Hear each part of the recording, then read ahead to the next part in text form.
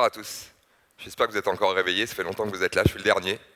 Donc encore un peu de patience et après, on pourra discuter de tout ça ensemble dans les salons derrière. Je voudrais commencer par une question. Est-ce que vous vous rappelez de Napster?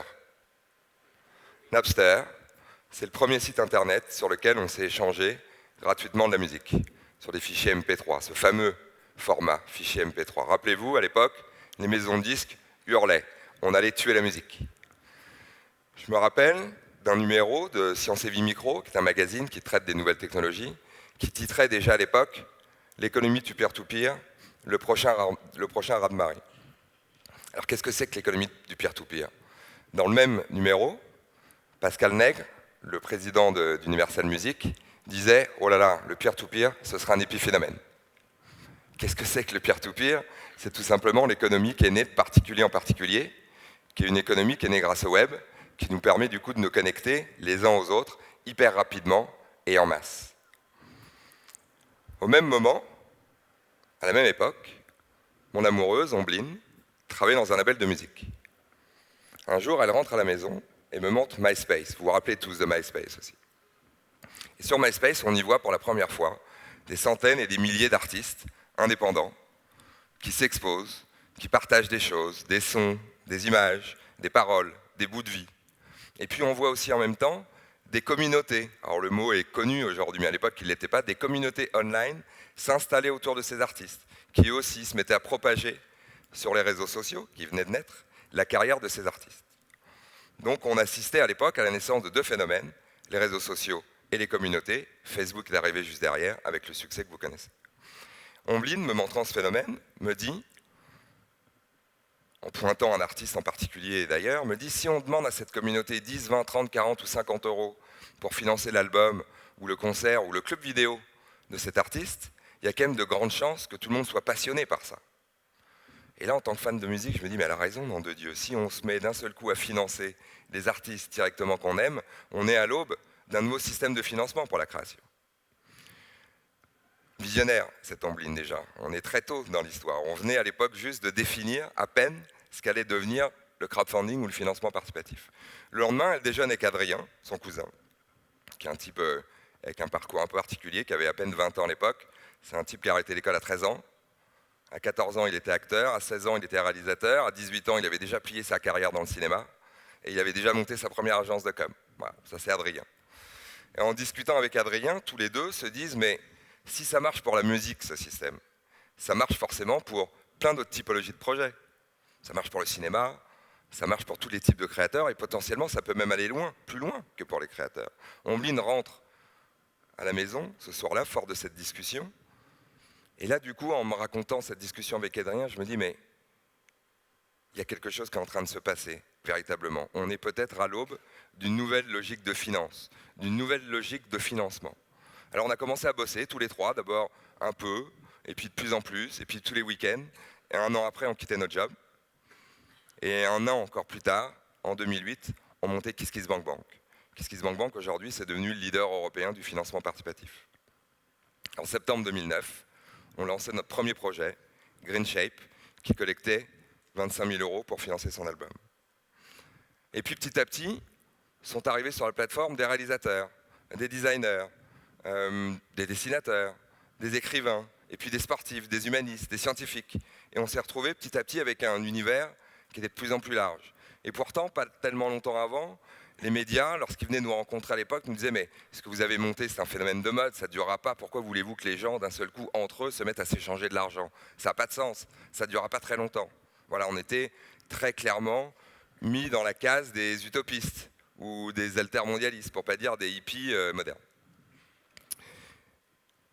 Et puis le système a commencé à dérouler. Et le meilleur exemple, je crois, pour prouver l'efficacité de ce système, c'est le film de Mélanie Laurent et de Cyril Dion, qui est venu un jour avec un projet de film écologique nous voir, après s'être fait rembarrer d'à peu près toutes les boîtes de production de la Terre entière. On a décidé de travailler avec eux donc, sur ce projet.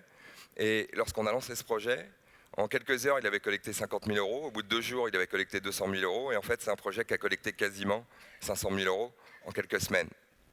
Alors pourquoi ça marche? C'est simple, c'est qu'on nous a vendu l'idée qu'on était des gens individualistes. Mais c'est faux. On est des animaux empathiques, par définition, sinon on habiterait tous dans des grottes individuellement. Il se trouve que non, on habite ensemble. Sauf que la société, telle qu'elle est construite aujourd'hui, nous pousse dans des cases, et souvent dans des cases où on se retrouve tout seul, on est obligé de se battre les uns contre les autres pour pouvoir grimper.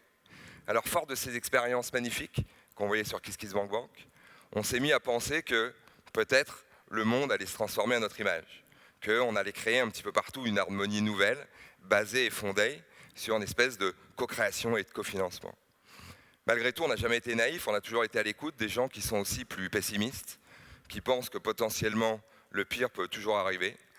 Et malheureusement pour moi, un jour, le ciel m'est tombé sur la tête. J'étais en train de lever des fonds pour KissKissBankBank. C'est toujours une période hyper fatigante pour l'entrepreneur. D'ailleurs, j'étais cloué au lit à cause d'une grippe. Et je reçois un coup de fil, important pour moi. Ça faisait 2-3 jours que j'attendais le coup de fil de nos nouveaux investisseurs pour valider le fait qu'ils allaient rentrer au capital de KissKiss. Et en l'occurrence, ils m'appellent pour me dire « c'est bon ».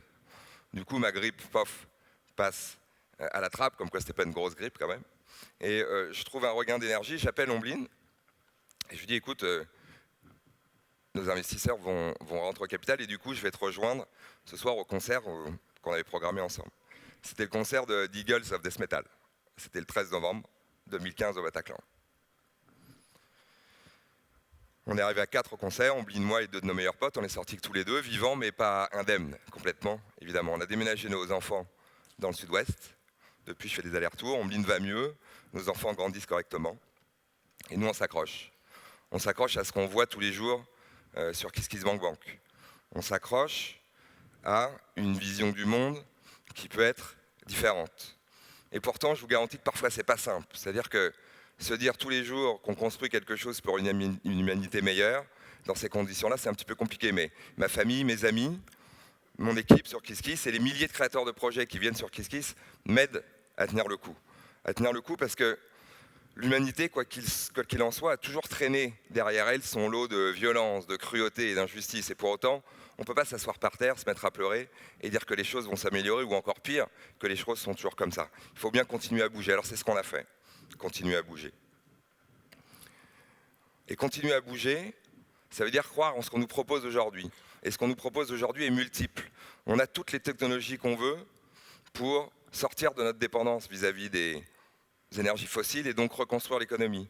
On a toutes les technologies qu'on veut pour connecter l'intégralité de la planète à Internet. On a toutes les technologies qu'on veut pour partager cette éducation sur toute la planète. On a toutes les technologies qu'on veut, peut-être même pour combattre la vieillesse. On a toutes les technologies qu'on veut, potentiellement pour nous envoyer sur d'autres planètes.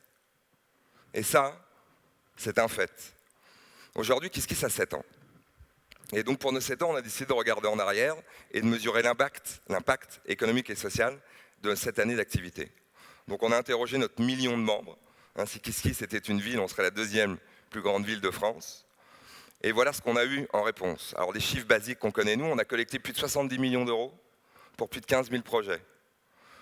On a permis la création de quasi 3 000 associations ou entreprises.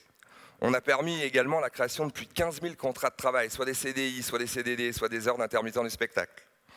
On a réussi également l'exploit de fabriquer grâce à vous, grâce à nous, grâce au public et grâce aux créateurs, plus de 60 000 heures de contenu, soit produits, soit diffusés. C'est des milliers de disques, des albums de musique, ce sont des milliers de pièces de théâtre, ce sont des centaines et des centaines de bouquins. Ce sont un tas de projets comme ça qui portent notre vision et qui la portent haut. Alors évidemment, le marché du crowdfunding, ce n'est pas que KissKissBankBank. Ce marché, comme une traînée de poudre, s'est mis à caracoler partout, dans le monde entier. Aujourd'hui, on connaît les chiffres. Le marché était à 0 en 2007. En 2015, on était à presque 35 milliards d'euros collectés. En 2016, on sera à plus de 70 milliards collectés dans le monde. Ça double chaque année, ce qui veut dire qu'en 2020, on aura dépassé les 1000 milliards d'euros collectés. Donc fini, évidemment, dans ce cadre-là, les rumeurs d'utopie. Fini les altermondialistes. Fini les hippies. Souvent maintenant, j'entends même qu'on est des visionnaires. C'est quand même dingue de passer si vite d'un altermondialiste à un visionnaire, mais c'est comme ça. Moi, je m'en tamponne. Ce qui compte vraiment pour nous, c'est cette énergie qui sort de KissKissBankBank, cette énergie qui nous pousse. Parce que cette énergie, elle est d'un optimisme incomparable. Elle est d'une viralité sans nom. Et elle est en même temps un lien commun entre nous qui est formidable. Et je ne sais pas si vous le ressentez, mais moi je le ressens au quotidien. On est aujourd'hui, à l'aube, on a les moyens de reprendre le pouvoir sur notre créativité grâce à ce genre de système. On est donc à l'aube de reprendre le pouvoir sur notre argent. On est donc à l'aube de pouvoir reprendre le pouvoir sur notre destinée. Cette force, cette énergie, ça s'appelle l'intelligence collective. Et cette intelligence collective, elle est là, devant vous, devant nous. Notre rôle aujourd'hui, c'est de la propager. Que la Kiss Kiss Force soit avec vous. Merci.